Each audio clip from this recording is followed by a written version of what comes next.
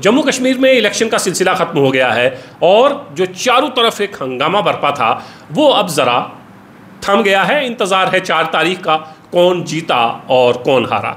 इस इलेक्शन के बीच में बहुत सी खूबसूरत चीज़ें हमें देखने को मिली, ख़ास तौर से श्रीनगर पार्लिमानी सीट पर और राजौरी अनंतनाग पार्लिमानी सीट पर।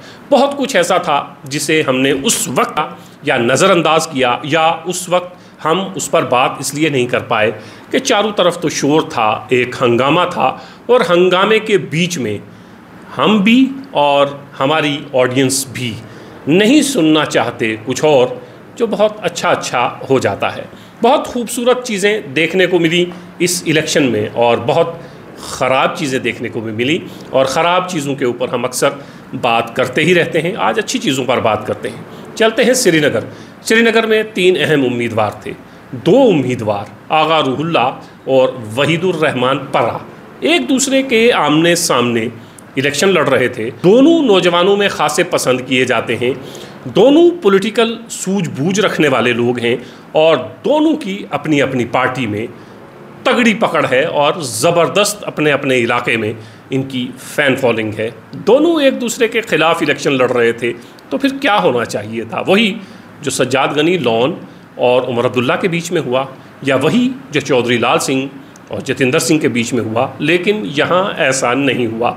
आगा रूहुल्लाह भी और वहीदुर रहमान परा भी बहुत सुलझे हुए तरीके से इलेक्शन लड़ते रहे, एक दूसरे के ऊपर ज़ाती हमले नहीं किए, पार्टी की एक अपनी लाइन पर चलते रहे लेकिन ज़ाती हमले से बचे, ऐसी गुफ्तगू से बचे जो बाद में आदमी को शर्मिंदा करती है।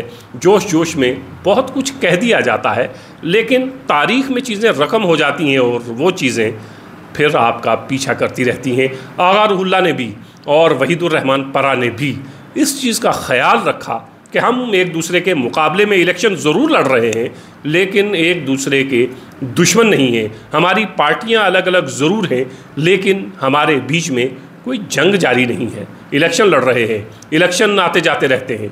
माहौल ख़राब नहीं होना चाहिए, लोगों का जहन ख़राब नहीं होना चाहिए और इन दोनों लोगों ने ना तो माहौल ख़राब करने की और ना लोगों का जहन ख़राब करने की कोशिश की। एक इंटरव्यू आप ज़रूर सुनिएगा जो आरिफा खानम शेरवानी को दीवार के लिए आगा रूहुल्लाह और वहीदुर रहमान परा ने दिया। दोनों एक जगह खड़े हैं और कितनी संजीदगी के साथ कश्मीर और कश्मीर के मसाइल पर दोनों लोग बात कर रहे हैं और कोई हंगामा नहीं, कोई शोर शराबा नहीं, कोई लड़ाई झगड़ा नहीं, कोई एक दूसरे के ऊपर ज़ाती हमले नहीं। आप देखिए कि इस तरह की चीज़ें उस वक्त हमारे सामने आ रही थीं या आसपास में बहुत सी इस तरह की चीज़ें घट रही थीं कि पार्टी के बड़े लीडर एक दूसरे के ऊपर हमला आवर थे और ज़ाती हमला करने से भी गुरेज नहीं कर रहे थे। आप बारामूला चले जाइए, आप जम्मू की तरफ आ जाइए, लेकिन श्रीनगर में आगा रूहुल्लाह ने और वहीदुर रहमान परा ने इस चीज़ का ख्याल रखा कि इलेक्शन आते जाते रहते हैं, रिलेशन ख़राब नहीं होने चाहिए, इलेक्शन आते जाते रहते हैं, इलेक्शन दुश्मनी का सबब नहीं बनने चाहिए। इंटरव्यू आप ज़रूर दें। तो दोनों लोग कश्मीर के मसले, कश्मीर की परेशानियां, कश्मीर के लोगों के गम और दुख की बात ज़रूर करते रहे, अपनी अपनी पार्टी लाइन पर चलते रहे और वोट मांगते रहे। बड़ी तादाद में लोग आगा रूहुल्लाह के साथ भी जुड़े, वहीदुर रहमान परा के साथ भी जुड़े। 4 तारीख का इंतज़ार है कौन जीता कौन हारा, लेकिन लोगों के लिए ये दोनों लोग इसलिए जीते कि एक दूसरे के मुकाबिल होते हुए भी ख्याल रखा, दूसरे के ख्यालात और नज़रियात के साथ इख्तलाफ किया जाए लेकिन ज़ाती हमलों से गुरेज की जाए। अब आते हैं राजौरी अनंतनाग पार्लिमानी सीट पर।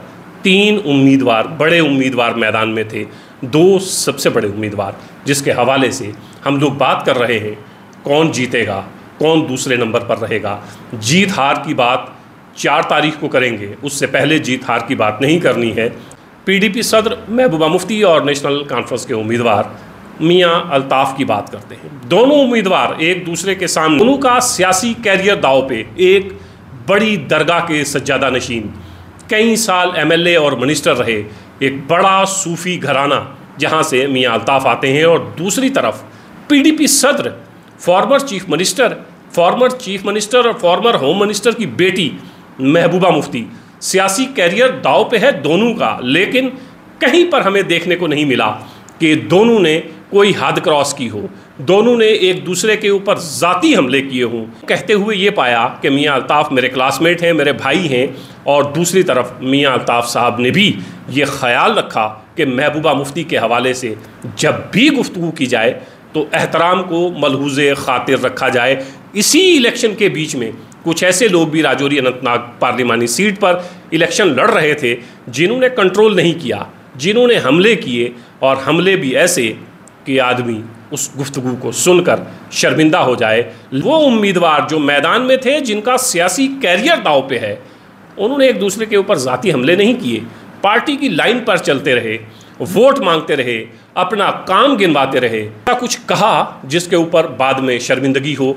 तो ये दोनों पार्लिमानी सीटें, जो श्रीनगर पार्लिमानी सीट है, अनंतनाग पार्लिमानी सीट, इसके 2 राजौरी अनंतनाग से, 2 श्रीनगर से अहम उम्मीदवार इलेक्शन तो एक दूसरे के ख़िलाफ़ लड़ रहे थे, लेकिन इस चीज़ का ख्याल रखते हुए इलेक्शन आने जाने वाली चीज़ है।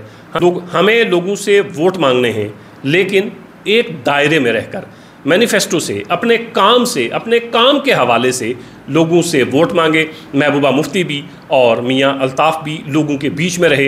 एक बड़ी तादाद मियाँ अल्ताफ़ को भी सुनने के लिए पहुंचती रही, और रोड शो महबूबा मुफ्ती के थे, उस रोड शो में भी लोगों ने बड़ी तादाद में शिरकत की। कई लोग और एक दूसरे के चाहने वाले कुछ भी कहते रहे, लेकिन इन 2 बड़े चेहरों ने, जो एक दूसरे के सियासी हरीफ हैं और दोनों का सियासी कैरियर भी दाव पर है, लेकिन इस सब के बीच में तहम्मुल मिजाजी के साथ और आहिस्तगी के साथ अपनी अपनी बात रखते रहे और लोगों से वोट मांगते रहे। बशीर बद्र का ये शेर बहुत शिद्दत से याद आया कि दुश्मनी जमकर करो, लेकिन ये गुंजाइश रहे जब कभी हम दोस्त हो जाएं तो शर्मिंदा ना हो। सियासत में ऐसी मिसालें बहुत कम मिलती हैं, लेकिन ऐसी मिसालें तारीख़ बनती हैं, और ऐसी तारीख़ रकम होती है कि आने वाली नस्लें उसमें अपने लिए एक रास्ता तलाश करती हैं। नस्लें जब जब पलट कर देखेंगी 2024 के इस इलेक्शंस के हवाले से, तो ये 4 शख्सियात यकीनन उनके जहन में ज़रूर आएंगी कि एक दूसरे के ख़िलाफ़ इलेक्शन लड़ते रहे, लेकिन एक दूसरे के ख़िलाफ़ बदज़बानी का मुज़ाहिरा नहीं किया, एक दूसरे के ऊपर कीचड़ नहीं उछाला, एक दूसरे के ऊपर ज़ाती हमले नहीं किए।